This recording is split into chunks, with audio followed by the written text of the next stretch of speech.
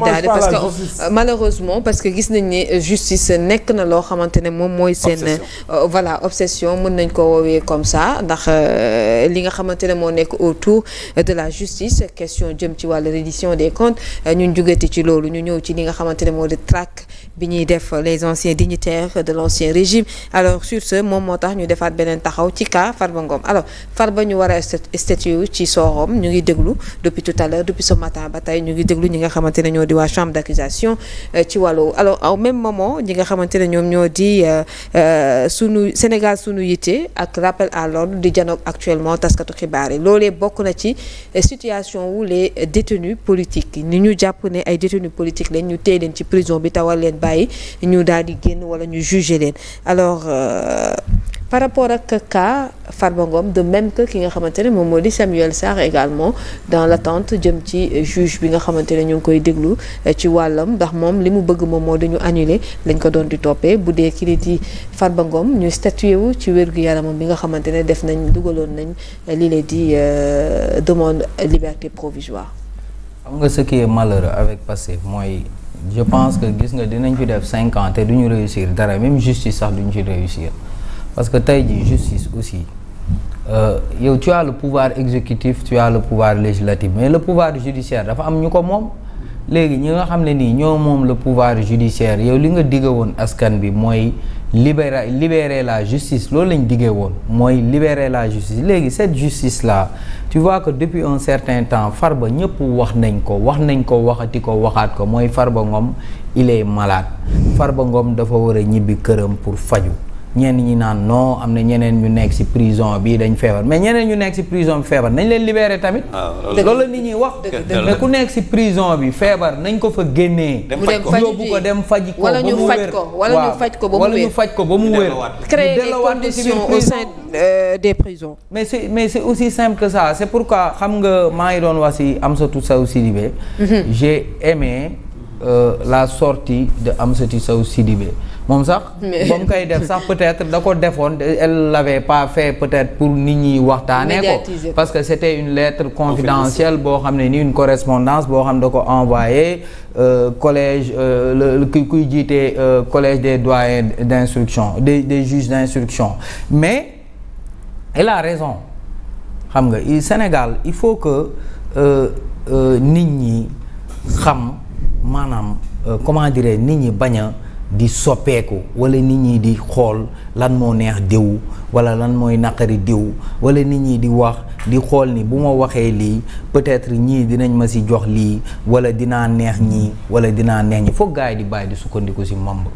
foog gaa yi di bàyyi di xool lan mais pourquoi ngay nekk fii di xool lan moo neex Ousmane Sonko wala lan moo neex Bassirou Diomaye Faye wala lan moo neex les pro-passifs. Mais je pense que le drame aujourd'hui dans ce pays c'est ça te drame boobu noonu fan laa koy gën a ñaawloo mooy au niveau de la presse sénégalaise aujourd'hui parce que tu vois aujourd'hui ay journalistes yoo xam ne nii ñuy défendre ay positions yoo xam ne nii mais après tu te demandes mais. et dire clairement man j'assume. waaw ba pare di ko assumer tu dis mais da ngay naan mais man on est dans quel pays tu vois des gens yoo xam ne démb ba ñu nekkee ci ay situation yoo xam ne nii par exemple jàppoon nañ leen les gens étaient montés au créneau pour les défendre parce que dañu gëmoon ni ñii ils étaient victimes d'injustice mais tey nit ñooñu noonu tey ñoom luñ leen doon kaasal ñoom ci loolu noonu la ñu toog ba pare di ko assumer naan je l'assume. Tu vois aujourd'hui des journalistes yoo xam ne nii qui portent plainte contre leurs propres confrères mel nii dañ leen yéene dugal prison mais on est dans quel pays gis nga Farba Ngom muy Farba muy keneen ak keneen nit ku nekk tu mérites qu'on respecte tes droits nit dafa am ay àq ak ay yelleef maanaam mala sax dañ ko war a jox cër. garab sax l'islam sax mayu la nga romb benn xobu garab nii dagg ko rek te soxlawoo ci dara. bàkkaar la loolu bàkkaar la mais nit mais on est dans quel pays man quand je vois ce qui se passe dans ce pays là gis nga il faut que les gens fassent attention quand je regarde aujourd'hui ce qui se passe au Népal. Népal lan moo fa xew. Népal lan moo ko créé. arrogance lan moo créé loolu. des restrictions sur des réseaux sociaux restriction de jékki-jékki bëgg a tere Facebook ay YouTube ak yooyu des restrictions les gens sont sortis pour dire non. yéeme na li fa xew moom. ba tey li fa xew gis nga ñun tey bu ñu toogee fii di alerter les autorités par rapport à beaucoup de choses ñun amuñu feneen fu dul Sénégal ñun Sénégal lañ am.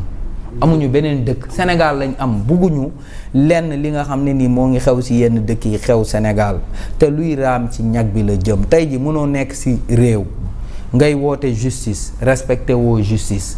di outrepasser tes prérogatives ñi nga xam ne nii mooy sénégalais seen wàllu bopp dem ba bëgg a perdre seeni dignité ndax ils peuvent plus manger à leur faim parce que ils n'ont plus d'emploi loolu ça nous fu mu ñuy jëmee man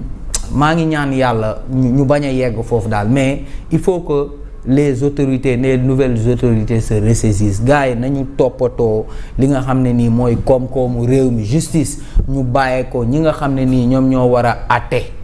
ñu lijjanti wàllum justice ki nga xam ne nii dafa feebar mais nañ ko bàyyi mu ñibbi këram. je pense que c'est en fait on dirait que Pastef ils se sont perdus en cours de route quoi dañ dem ba fàtte maanaam lan moo leen faloon léegi nag nit boo fàttee la fal mais la lay folli day yomb. il faut que les gens se ressaisissent moi je vois yenn yi bu ma ko gisee ci dëkk bi je suis tellement écœuré il faut que les journalistes refusent ñu leen di utiliser tey jii pour bu fekkee utiliser rek yow nga dem jaay ji këriñ sax moo gën yow nga jàng nga nekk xale. jàng ba am sa baccalauréat dem def ji formation journaliste génneeg sa diplôme ñu lay utiliser ci ay affaires yu ñàkk fayda loolu nga dem di jaay café Touba sax toog ci mbedd bi moom moo ko gën il faut que les gens arrêtent il faut que les gens refusent gis nga ñii seen nguur gi amul nguur mais amul benn nguur bu éternel mais gis nañ fi ay Namrod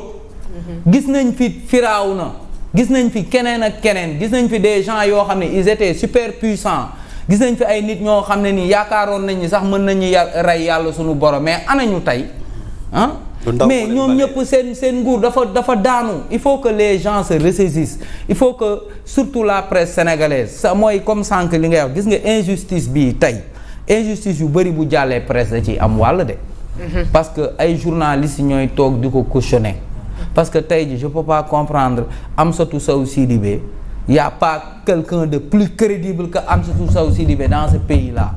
ndax man Amsatou Sow Sidibé gisuma fu mu changé man Amsatou Sow Sidibé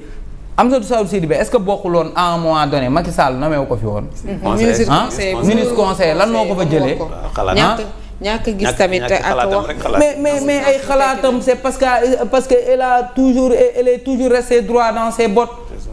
donc ñun tey bu ñu gisee des gens comme Amsatou Sow Sidibé des gens comme Ousmane Diagne des gens comme le général Jean-Baptiste Tine on a des raisons d'être fiers léegi nag gis nga nit bu nekkee ci dëgg da nga koy jàppale ci dëgg boobu nga xam ni kii il est dans des combats de principe mais nit mënul nekk ci ay combats de principe yow tu combats pour ton propre ventre quoi mais des fois c'est tellement déplorable quoi. c'est déplorable et c'est dommage merci beaucoup Omar Ndiaye. Alassane sur la même question jëm ci li nga xamante ne moom moo di l'affaire Farba Ngom en attente parce que jusqu'à présent amaguñu lu jukkee ci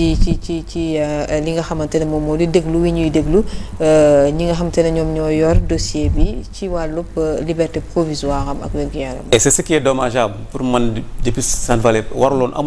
waruloon doon loo xamante ni lu ñuy xaarloo sax depuis ce matin ñu ngi statuer ci li nga xamante ni mooy le cas Farba pour sa libération pour man aujourd'hui sa libération devait justement arriver au moment où la expertise génn na wax ni que effectivement Farba mënul nekk conditions yi ak yaramam toll ci wér-gu-yaram mënul compatible ak li nga xamante ni mooy